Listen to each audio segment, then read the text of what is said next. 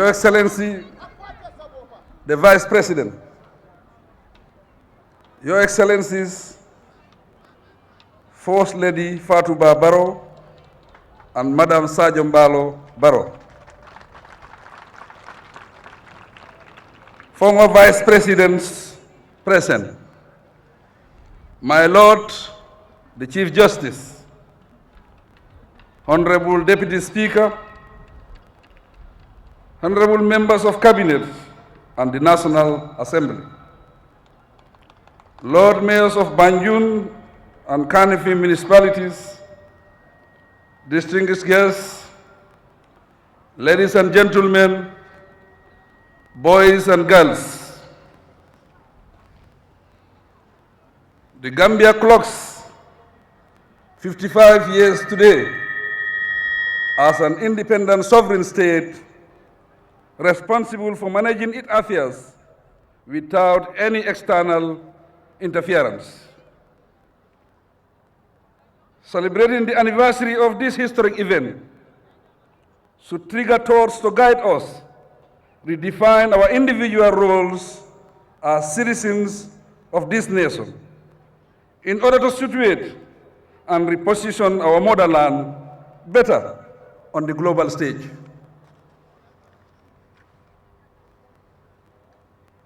As this is our National Day, it is a moment to unite and deliberate on national issues and not on partisan and conflicts interests. As true sons and daughters of the Gambia, this is a moment to reflect on the implications of independence. Not only political independence, but also social and economic independence.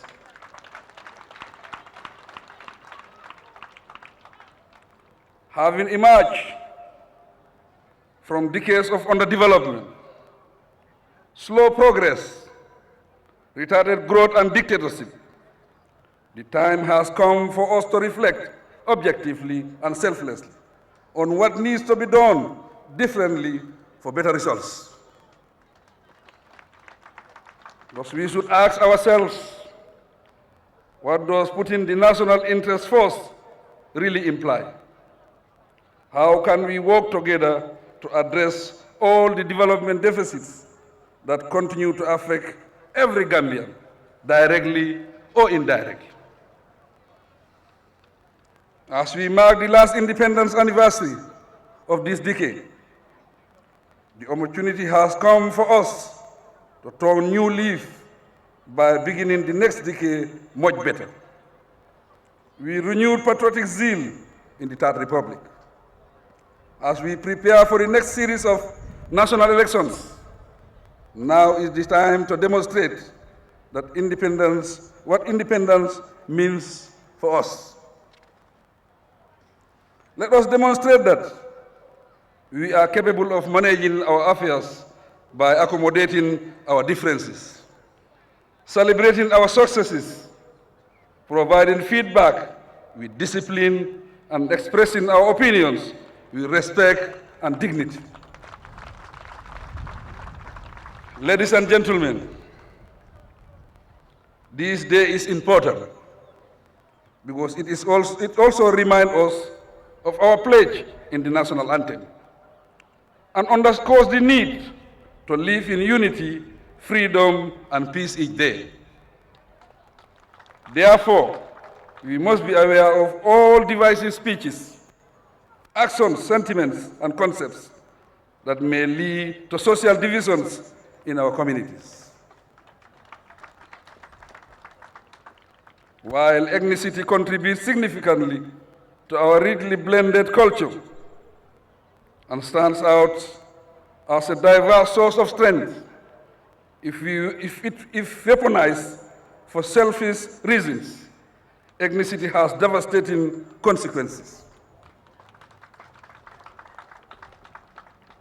It has plunged many nations into protracted unrest, destruction, and great instability. Party politics, which is often at the root of most deadly ethnic clashes, must not be based on ethnicity. Instead, politics should be driven by a sound vision, appropriate programs, and dedicated service in the best interest of one's nation.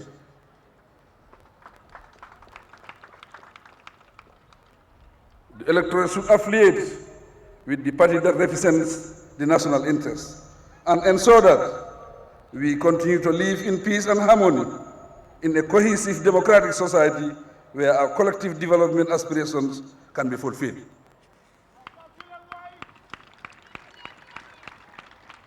Our national anthem has some of the message perfectly for us. It brings out attention to doing the right thing and emphasis, I quote, "Let justice guide our actions towards the common good and join our diverse people to prove man's brotherhood."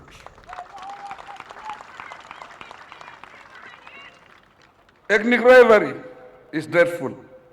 Accordingly, I urge all of us to renew our commitment and pledge our firm allegiance to the nation, because the Gambia belongs to all of us.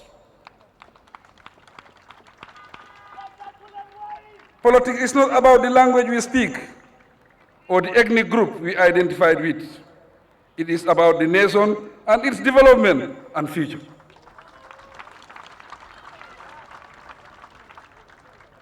We all have the moral and civic obligation of safeguarding the future of this country. And remember, in the process, that history will judge us sooner or later. This should compel us to maintain peace and stability by respecting the rule of law and allowing justice to take its course. Today, we can all look back and, with relief, celebrate and embrace democracy, good governance, and the rule of law. This is highlighted by the political excitement that has gripped the nation, resulting in a series of useful dialogue, across party discussion, and bipartisan solidarity and collaboration. The nationwide consultations on crucial national structures, policies, and instruments continue to open new avenues and widen the options for choice, diversity, and scope. This is unprecedented in the Gambia. Never have Gambians been given the space to participate so genuinely and passionately as witnessed recently on the draft constitution. The commissions, the presidency, the economy, and various other aspects of governance. Never has the legislature been as independent, as open, as free, as lively as it is today.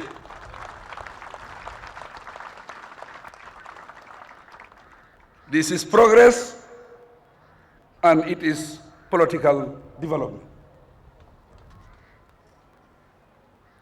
As free citizens in an independent state, information is accessed readily on radio, television, and other media outlets without censor. Indeed, Gambians are truly enjoying political independence. Socially, cultural freedom continues to enable us to showcase our diversity and tolerance for one another.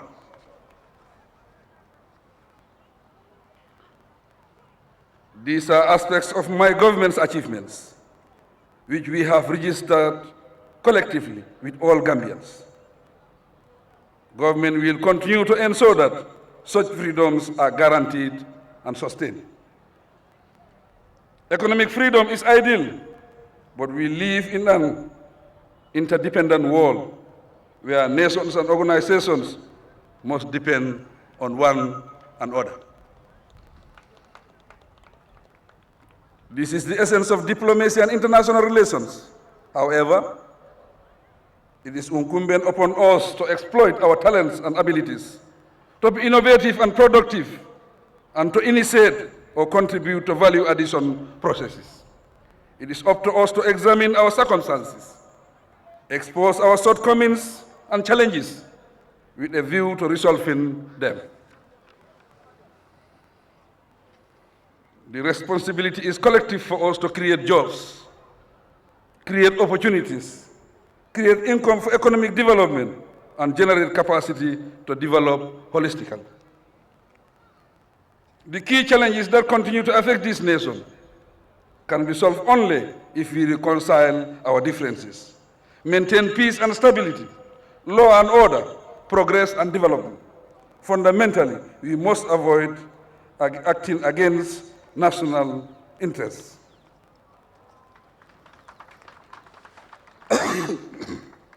As Gambians, every one of us has citizenship rights.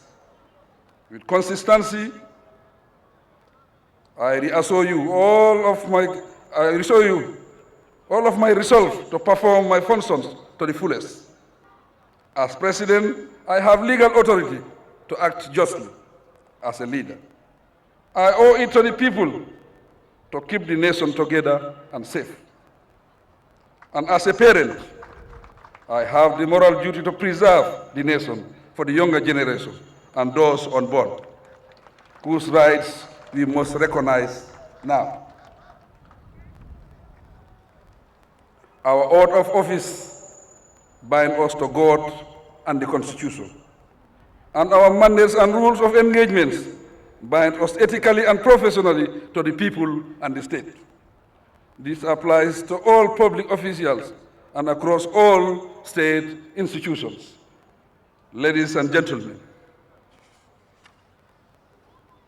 the major stumbling block to development is the bulk and mix of resources at our disposal. The option to address the inadequacies centered on innovation, industry productivity, and partnering with others internally and externally. We must all strive to fend ourselves, feed ourselves, and muster courage to entrench independence and cooperation in our subcultures, whether at home, in the community, or in our institutions. Distinguished guests, ladies and gentlemen, lessons learned from the Meet the People talk have strengthened me to strive harder to accelerate the pace of our development. However, every one of us has a stake, a role, and the responsibility to act as constructive agent of change and development. We have to utilize our abilities and potential constructively, apply ourselves to the task of nation building, and avoid indifference and dependency. Up to 2021, my government will continue to implement the National Development Plan vigorously. We will introduce new projects and attend to the people's needs. Roads, energy, water, sanitation, infrastructure, and technology for production will attract top priority. Employment, youth, gender issues will be closely linked to such priorities. In all of this, the private sector and non-state actors operatives have an equal or complementary role to play. This year marks the forerunner of the 2021 presidential elections. While gearing up for this, it is most necessary that we exercise restraint, remain disciplined, and maintain peace. Let us not plunge the nation into chaos and disorder.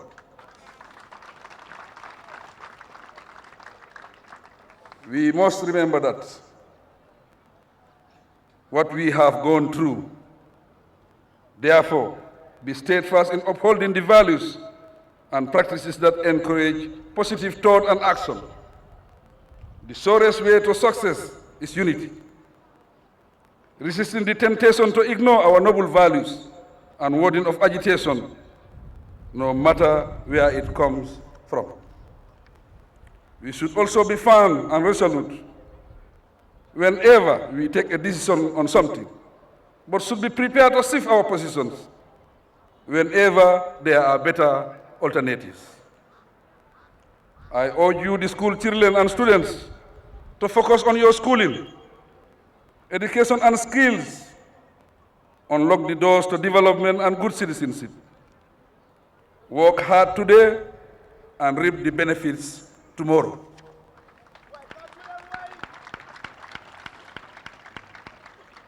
Do not allow yourselves to be distracted. Instead, strive hard for your future well-being. Remember that children are more vulnerable to different forms of violence. They are trafficked, abused, and even used as child soldiers to fight and kill in an unjust civil wars or serve as suicide bombers. Do not allow anyone to use you for such deadly, cowardly, and evil acts. I commend all parents and teachers for guiding and taking care of the children.